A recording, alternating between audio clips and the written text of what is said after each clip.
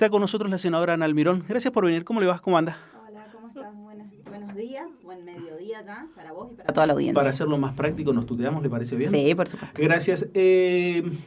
¿Por dónde arrancar? ¿Quieren modificar toda la justicia federal? ¿Cómo es? No, en principio yo creo que es mal llamada reforma federal o de la justicia federal.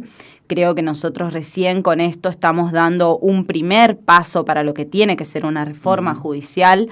Se viene planteando hace mucho tiempo y creo que ni siquiera los miembros del oficialismo, tanto como de la oposición y los más de 60 expositores que tuvimos en las comisiones del Senado, pueden decir que no es necesario empezar a debatir, empezar a dar una discusión respecto del servicio que presta hoy la Administración de Justicia. Me parece que todos coincidimos en que hay un descrédito en la sociedad, que hay un descrédito al Poder Judicial y que creo yo que es uno de los poderes más pétreos que tenemos. Fíjate que desde el advenimiento de la democracia hasta acá, incluso es uno de los poderes que jamás se ha tocado, es uno de los poderes que creemos que está cerrado y recuerdo uno de los libros de Irina Hauser que habla de la Corte Suprema donde menciona que son personas hasta que tienen su propio ascensor, que nadie los puede ver, que nadie los puede tocar, tan alejados de la sociedad.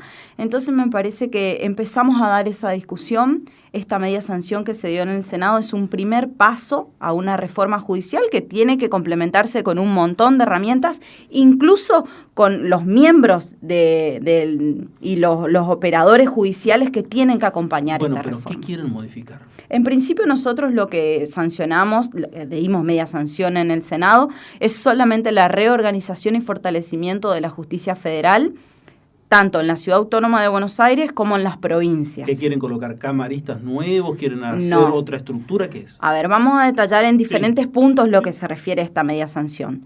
A mí me parece una norma sumamente federal, a contrario de lo que dicen muchos. ¿Por qué? Porque con la reforma del 94 ya se crea la Ciudad Autónoma de Buenos Aires, le da la opción a los porteños a elegir su propio jefe de gobierno y también a tener su propia jurisdicción. Esa jurisdicción nunca se dio, o sea que tenemos más de 20 años de atrasos donde todas las provincias, las 23 provincias, seguimos manteniendo la justicia mal llamada nacional, que es la justicia de la Ciudad Autónoma de Buenos Aires. Entonces, ¿por qué digo que es un proyecto federal? Porque ahora con esta norma se le traspasa definitivamente lo que es la justicia local a la Ciudad Autónoma de Buenos Aires. No la vamos a solventar más las provincias. Eso es uno de los títulos. Después el otro de los títulos es establecer y fortalecer las justicias federales. ¿Qué es lo que se quiere? Desde el 2014 se sancionó el Código Procesal, donde se aplica el sistema acusatorio. Entonces, para aplicar ese sistema acusatorio es necesario fortalecer las justicias en las provincias, porque los fiscales, los defensores van a tener una mayor tarea. Entonces, nosotros lo que estamos haciendo es crear más juzgados. Hoy lo que se van a hacer es, las secretarías penales que ya existen en cada provincia se transforman en justicias penales. Bueno, pero para, porque vos sos de Corrientes y acá es un desastre. Acá tenemos vacante por todos lados, tenemos un solo fiscal federal en primera instancia, no tenemos fiscal federal en Goya, tenemos juzgados vacantes. ¿Cómo hacemos con Corrientes? No es solamente Corrientes. En las discusiones que hemos tenido en las comisiones, varias de las provincias, varios de los constitucionalistas, de los doctores, los expertos lo manifestaron, que inclusive tenemos muchísimas vacantes en todas las provincias. Coincido con vos en que acá en el Juzgado Federal 2 que se creó, tenemos vacantes en Goya, tenemos vacantes en Paso de los Libres. Entonces, lo que tiene que ver con fiscalías y defensorías, la bicameral, que es de aplicación del código, va a ir a medida en que se vayan aplicando en cada provincia. Hoy solamente se aplican en 4, que es Salta, Jujuy, en la ciudad de Rosario y en Mendoza, en toda la provincia. Cuando se empiece a aplicar en Corrientes, esa bicameral va a ir definiendo qué cantidad de fiscales y qué cantidad de defensores se van necesitando para que se aplique definitivamente el sistema acusatorio. Bueno, pero no es necesario aplicar un sistema. Uno se da cuenta que acá no da abasto. No, por supuesto. Acá está carente total y absolutamente. Por supuesto. Entonces, esa es la función. ir fortaleciendo con la creación de nuevos juzgados, de juzgados penales. ¿Por qué? Porque los juzgados son multifuero hoy. Claro. Los jueces hasta tareas administrativas de compra de materiales para sus despachos son los que tienen que hacer hoy. Jorge Rizzo siempre me dice, quien fuera presidente del Colegio de Abogados de Buenos Aires, siempre me dice, tiene más poder que el gobernador porque él es multifuero. Abarca todo lo que se te ocurra en lo federal, todo te puede definir todo un juez federal. Entonces hoy se va a separar solamente lo que es materia penal, porque lo que se quiere justamente es fortalecer el sistema penal y que se dediquen solamente a eso. Y el resto se va a dedicar al resto de las materias junto con lo electoral. ¿No es un traje a medida para aquellos kirchneristas que tienen causas judiciales? Justamente, también fue otra de las cuestiones que siempre fue muy debatida y lo vimos en varios medios decir que aseguraba la impunidad de los que tenían delitos cometidos con anterioridad. El mismo artículo del texto, el artículo 14, antes era el 13 en el texto anterior, dice que las causas continuarán con los mismos jueces hasta su finalización. Lo dice muy claramente el texto de la norma, hasta su finalización con los mismos órganos, porque justamente lo que se quiere asegurar es el juez natural. ¿Cómo queda el traslado de jueces? No hablo tanto de los camaristas de Buenos Aires, hablo, por ejemplo, el caso de Fresneda, que lo querían trasladar de Paso de los Libres acá a Capital. ¿Cómo queda? No van a haber traslado de jueces. En realidad, las secretarías que se transforman en juzgados van a tener un nuevo concurso para la designación de los jueces. A partir de la sanción de esta norma, 30 días van a tener que llamar a concurso desde el Consejo de la Magistratura para las vacantes que estamos creando. No, ya lo mencioné, Fresneda. ¿Cuál es su opinión? En el caso de Fresneda, ya es juez de Paso de los Libres. El caso del traslado era un traslado irregular porque él no cumplía con la antigüedad que establece el mismo Consejo de la Magistratura, que es más de un año en el cargo para poder ser trasladado a otra circunscripción. Y la verdad es que él no cumplía en una norma totalmente irregular el Consejo de la Magistratura porque tenía votos que aseguraba Cambiemos en ese momento. Igualmente le dieron el pase, pero con la salvedad que fue el único traslado en toda la era macrista que pasaba por el Senado de la Nación y definitivamente nunca tuvo tratamiento en el Senado y luego se retiró el pliego. Pero hoy nosotros, el día viernes estuvimos, yo pertenezco a la Comisión de Acuerdos del Senado, y el día viernes tratamos 10 pliegos que habían sido traslados que eran irregulares porque no habían cumplido con el paso constitucional de justamente hacer el paso por el Senado de la Nación. Los revisamos recién ahora, el Consejo de la Magistratura pidió su revisión. De los 10, 7 pasan a dictamen favorable y 3 que no se presentaron directamente a la audiencia, desoyendo totalmente la norma constitucional que dice que tiene que ser en audiencia pública, por los cuales nosotros en esos 3 vamos a firmar en negativo. ¿Esos son los jueces que en su momento participaron en causas como, por ejemplo, Cuadernos? Sí, Bruglia, Bertuzzi y Castelli. ¿Y esos jueces no están vinculados a causas vinculadas al kirchnerismo? Eso es, seguramente será que ellos tienen que seguir investigando las causas. Nosotros estamos hablando de los traslados irregulares y de lo que pide hoy el Consejo de la Magistratura, que es el traslado irregular que se hizo y la revisión. Comisión de Acuerdo, ¿no tiene que resolver sobre un fiscal? Ya estaba cerrado el concurso para el fiscal de instrucción 1 acá en Corrientes, me parece. Sí, está retirado el pliego. ¿Se retiró ese pliego? Se retiraron 126 pliegos el año pasado. Nosotros estamos dialogando con el Ejecutivo para ir cubriendo las vacantes de los concursos que ya están.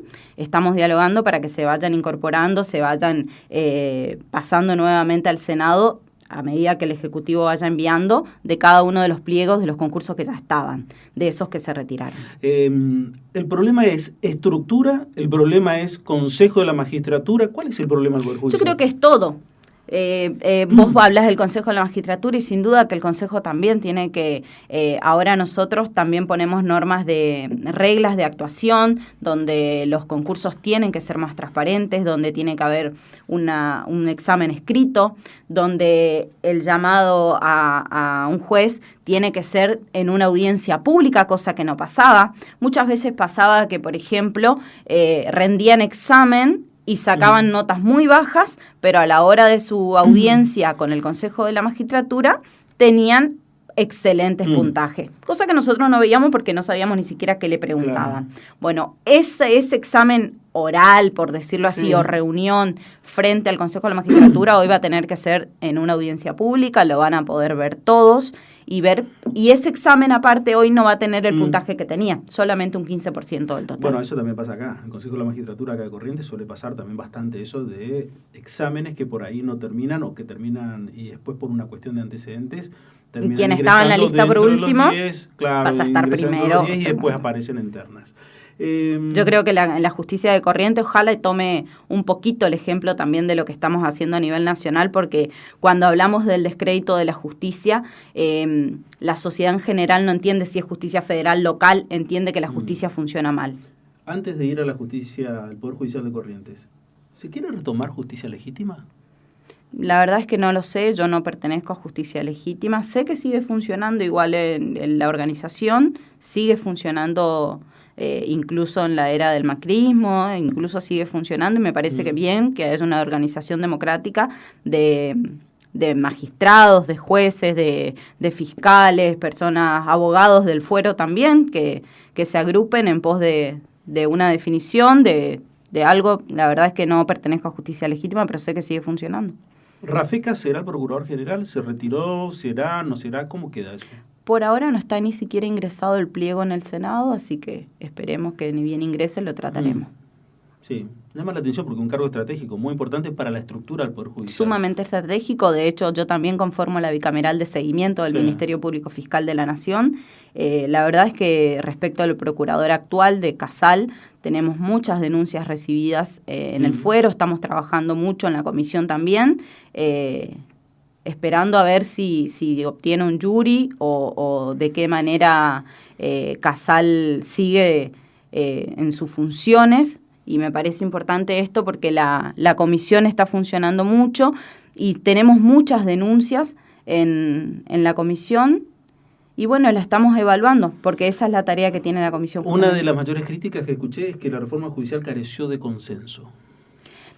Consenso, yo no entiendo a qué se refieren con la palabra consenso, porque yo puedo decir que estamos cumpliendo primero con una promesa de campaña que la hizo el presidente, candidato en su momento, Alberto Fernández, junto con Cristina, que decía que era un debate que nos teníamos que dar. Y la verdad es que la reforma judicial, hoy hablan de consenso los mismos que hicieron reforma judicial de facto a través de DNU. Entonces son los mismos que nos piden consenso a nosotros. El consenso tenemos que tener con la sociedad y la sociedad hoy descree de la justicia. Y yo creo que no hay mejor democracia que la que se hizo ahora de plantear un debate en el Parlamento. No lo hicimos por DNU.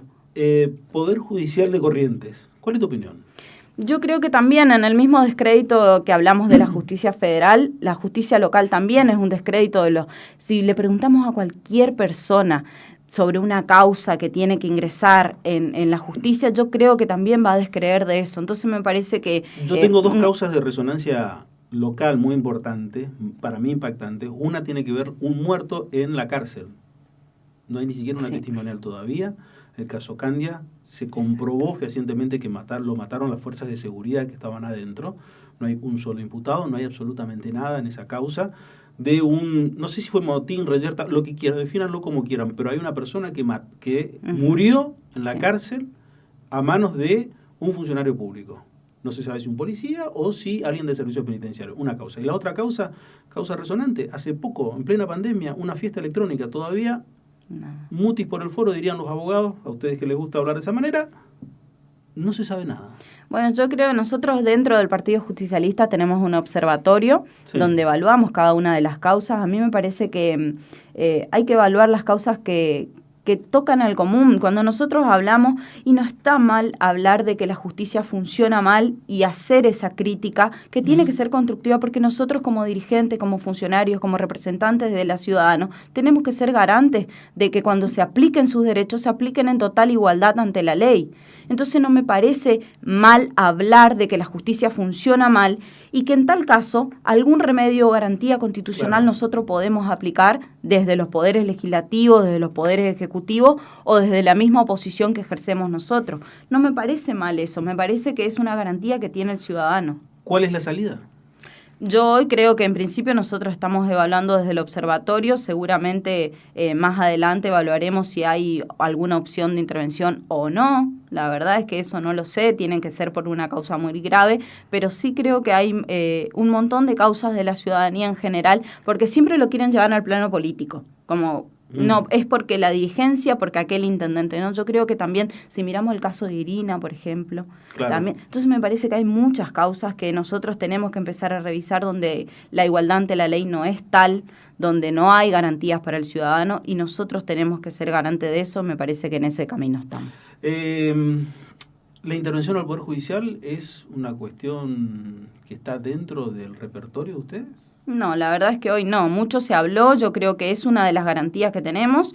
Es el Poder Legislativo Nacional quien debe presentarlo en el caso que sea necesario, pero creo que la justicia debe mirar esta reforma que nosotros estamos haciendo a nivel nacional. Estás en el medio de lo que es uno de los principales poderes, como es el Poder Legislativo, y más que nada el Senado. El Senado es, algunos dirán primera clase, otros dirán es un lugar mucho más cerrado por la cantidad de personas que son. ¿Cómo viven este tema de la pandemia? La verdad es que estamos funcionando de manera totalmente normal.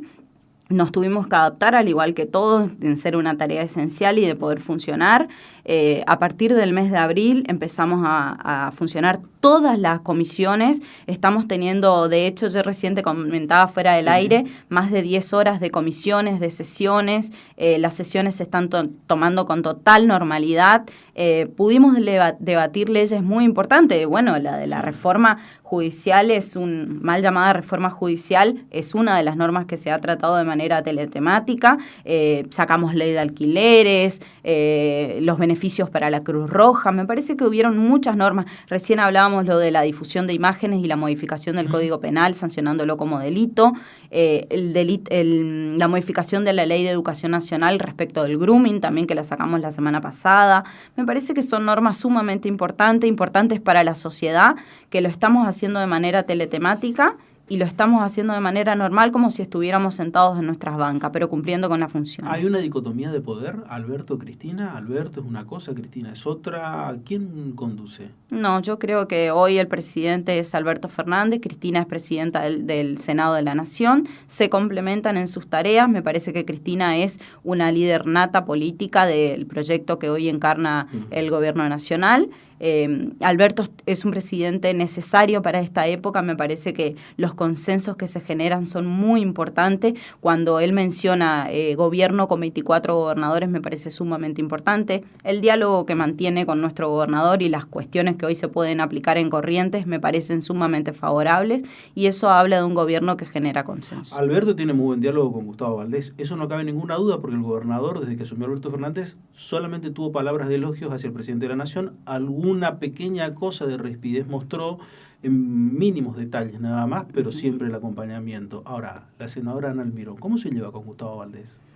En algunas cuestiones tengo diálogo, en otras no. Nos llamó cuando inició la pandemia y nosotros nos presentamos a acompañar. Entendíamos que teníamos que seguir el mismo camino de lo que está haciendo el gobierno nacional, pero a partir de ahí tampoco tuvimos ningún tipo de participación, entendiendo que nosotros somos quienes hoy, desde el Frente de Todos, tenemos mayor diálogo con el gobierno nacional, pero así lo estamos haciendo a través de nuestros intendentes, dialogando en obras, en programas y proyectos que se pueden aplicar en cada una de nuestras localidades. ¿El justicialismo no va camino a nivel nacional a una estructura bicéfala con los liderazgos de Alberto y de Cristina? No, yo creo que no. Me parece que hay un liderazgo neto que es el de Cristina y un liderazgo hoy presidencial que es el de Alberto, en donde no tienen que confundirse las decisiones, son decisiones totalmente distintas. Me puede llegar a responder, obviamente, una cuestión que me parece hasta obvia, ¿no? Pero ¿por qué Cristina no habla de la pandemia? ¿Por qué no habla de otras cosas más importantes? ¿Por qué tiene tan baja exposición?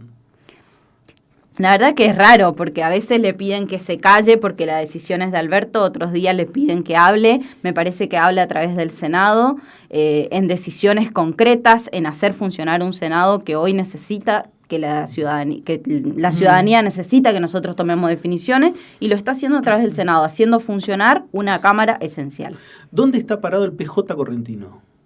¿Dónde? Yo creo que hoy nosotros, si bien la pandemia a todos creo que nos pone como en una meseta, y muchas veces hablamos de nosotros los legisladores, por qué no salen, por qué no están, y yo creo que tiene que ver con que hoy los que mayor visibilidad pueden tener son los ejecutivos y no tanto el resto de los dirigentes, pero estamos en diálogo constante y reunificando. Vos recordarás que el 2 de junio del año pasado fuimos todos desunidos, dentro del Partido Justicialista o del Frente de Todos. Perdóname, la expresión es mía. Sí, yo creo que fue un error político de todos, de ambos partes. Sí. No sé si mamarracho, pero me parece que fue un error. Sí. Que también nos alertó a darnos cuenta que unidos vamos a llegar a un buen puerto, y así lo estamos haciendo. Hoy la verdad es que tenemos muy buen diálogo entre todos los intendentes, intendentas, legisladores nacionales y provinciales que trabajamos en forma coordinada, cosa que antes no lo hacíamos. Hoy tenemos un programa nacional, hoy tenemos una norma, esto de reforma judicial, claro, por ejemplo, en trabajarlo en conjunto y tener la misma y el mismo discurso político, la misma línea, lo estamos haciendo muy bien. Creo que seguramente cuando pase la pandemia o cuando podamos empezar a visitar cada una de nuestras localidades, que también lo estamos haciendo de manera muy, muy cuidadosa, lo estamos haciendo todo en conjunto, cosa que no pasaba antes. ¿Y el interventor Sotelo es el hombre indicado para conducir este momento? Yo creo que sí, me generó los consensos necesarios. Vos recordarás que Sotelo llega el día del cierre de lista. Claro. Sí. Y la verdad es que pudo generar un consenso necesario después del 2 de junio y necesario también para nuestros aliados. Recordemos que el Partido Justicialista no va solo, siempre vamos con aliados, y creo que Julio pudo hacer eso y es necesario para los tiempos que vienen. La sociedad también nos está demandando mayores consensos a todos. Tiempo de nombres propios quizás dentro del Partido Justicialista, pero también fuera del Partido Justicialista. Pitín Aragón, ¿es el candidato nato a gobernador? Para nosotros sí. Hoy es Pitín a quien acompañamos como candidato a gobernador para el año que viene. ¿Esto quiénes serían nosotros? Para nosotros, digo, yo desde la Cámpora, desde nuestro espacio, hoy acompañamos a Pitín. ¿Camau Espínola? Mi compañero de bancada. ¿Buen diálogo? Tengo buen diálogo en lo que tiene que ver con lo legislativo. Estructura de capital, porque siempre se cuestiona como que capital es el foco de conflicto del PJ, que nunca se terminan de poner de acuerdo, siguen hablando, todos hablan de la famosa disputa Fabián-Camau, Camau-Fabián, que hasta para algunos les costó la gobernación. ¿Cómo está hoy? Yo creo que capital es un electorado muy importante, no solamente para el justicialismo, sino para todo el electorado y para quienes disputen en elecciones. Entonces hay que tener un mayor consenso. Yo creo que Fabián es un gran dirigente con mucho reconocimiento en la capital. Creo que no fue un buen gestionador, sino un buen administrador de los recursos en una época difícil. Recordaremos que Fabián gobernó 2 años en la era de Mauricio Macri y siempre le digo que fue muy buen administrador de los recursos porque con nada hacía muchísimo.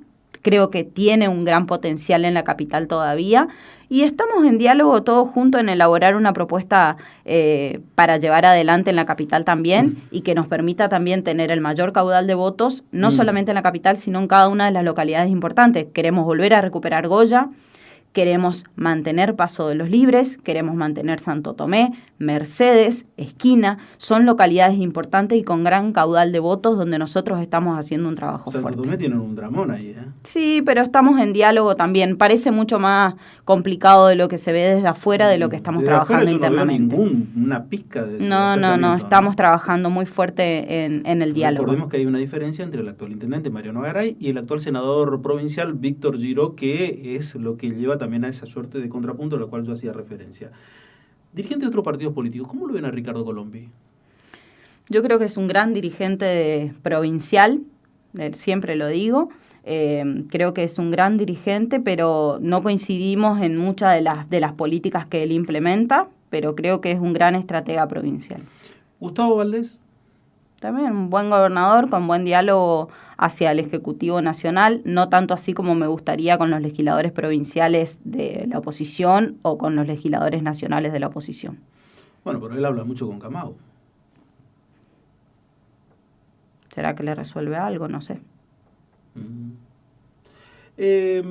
Dentro de lo que es el Partido Justicialista, hay varios movimientos internos, y me hablaba un poco de los intendentes. ¿Cuál será el rol de los intendentes el año que viene? Y yo creo que tienen un rol muy importante. Recordemos que nuestros intendentes todos tienen que fortalecer y renovar sus intendencias, sus municipios, mantener sus municipios. Hoy van a tener ya lo tuvieron, pero me parece que hoy tienen un rol importante dentro del partido también. Como espacio, después del 2 de junio, me parece que se unificaron, se fortalecieron en eso, pero estamos en constante diálogo, por eso te decía que estamos trabajando todos en conjunto y hay menos diferencias en el partido de las que se ve hacia afuera. Amén. ¿Hay posibilidad de una alianza al estilo 2005 con el radicalismo o no? Yo creo que no coincidimos en las definiciones que toman unos y otros. Nosotros queremos implementar un proyecto provincial, popular, y me parece que no coincidimos con las definiciones que hoy tiene la provincia, donde tiene un atraso importante en la provincia. Yo creo que hay discusiones con respecto a la salud, con respecto a la educación que tenemos que darnos si es que queremos llevar un proyecto en conjunto. Me parece que el rol de la mujer, el rol de la juventud, son roles importantes que para nosotros como partido, como espacio, ya dimos, la discusión está casi saldada y en la provincia todavía ni la empezamos a dar. ¿La cuestión del justicialismo se resuelve acá en Corrientes o se resuelve en Buenos Aires? Y sí, yo creo que siempre se habla de que se resuelve en Buenos Aires, pero creo que esta vez estamos tratando de unificar criterios para que la cuestión se resuelva en Buenos Aires y llevar una propuesta al gobierno nacional de lo que queremos para Corrientes. Los cargos para Corrientes del justicialismo, ¿quién los resuelve? Hoy lo va a resolver, eso es lo que te comentaba, que nosotros nos estamos poniendo de acuerdo en llevar todas nuestras propuestas. Todos los nombres son frutos de un consenso, decís vos. Sí, la elección pasada fue así. Fue fruto de un consenso. El cargo de Daniel Flores en Vialidad, fruto del consenso. Sí. Fabián Ríos en Añacuá, también consenso. Sí. Seguir mencionando nombres, por ejemplo. Sin dudas que hay algunos que le puede gustar más, que le puede gustar menos, pero creo que están todos los sectores representados en la distribución. La pregunta viene a cuento porque en realidad se lo marcaba a Petín Aragón como el hombre que terminaba llevando los nombres. Por tener mayor relación con el Ministerio del Interior. Recordemos que muchas veces se dice que a nivel nacional quienes definen los cargos son Guado de Pedro, ministro del Interior, y Frigerio, jefe de gabinete, Cafiero. Y por tener mayor relación con Guado de Pedro. Pero es Pitín por ahí quien tiene mayor relación con Guado y tiene ese diálogo, y por eso se dice que algunas definiciones, pero creo que son fruto de un consenso. Hablaste de los socios. ¿Socios acá? ¿Cómo están? Y hoy tenemos poco diálogo, pero me parece que ya estamos la pandemia obviamente nos impide tener reuniones de todo tipo, pero creo que estamos en tiempo ya de empezar a generar consenso, a generar diálogo. Igualmente nosotros, fíjate que cuando vamos a algunas localidades, vos recién hablabas de los cargos nacionales, Braía Pocar está ocupando el cargo de la ENACOM y viaja con nosotros, es de otro espacio y viaja con nosotros, y así como de otros espacios que ocupen lugares también están viajando con nosotros a las localidades. Te pregunto de socios porque recuerdo el Partido Liberal fue en un momento un aliado fuerte de ustedes. Nito Artaza también se mostró como un aliado fuerte de ustedes. Hoy... Con Nito tenemos mucho diálogo todavía. ¿Y los liberales? No. Se cortó todo tipo de vínculos. Y desde el momento en que ingresa Ani Pereira a la legislatura y se abre de nuestro sector y empieza a votar cuestiones que no son afines al proyecto que encarnábamos y a lo que decíamos llevar en campaña, y la verdad es que ya no podemos coincidir. ¿Y con los intendentes liberales qué tipo de vínculo? Y yo tengo entendido que en algunas localidades, el otro día lo hablábamos con Jorge Romero, por ejemplo en San Luis, van en alianza con los liberales siempre, sí, con un sector de los liberales, porque ahí tenemos varios sectores, pero en varias localidades, por eso también los intendentes son importantes en eso, porque en las localidades generalmente pueden llegar a un consenso hasta con partidos que a nivel provincial acompañan al gobierno provincial. ¿La gran vedette de este fin de año y del año que viene será la economía? Y yo creo que sí. Primero es la salud.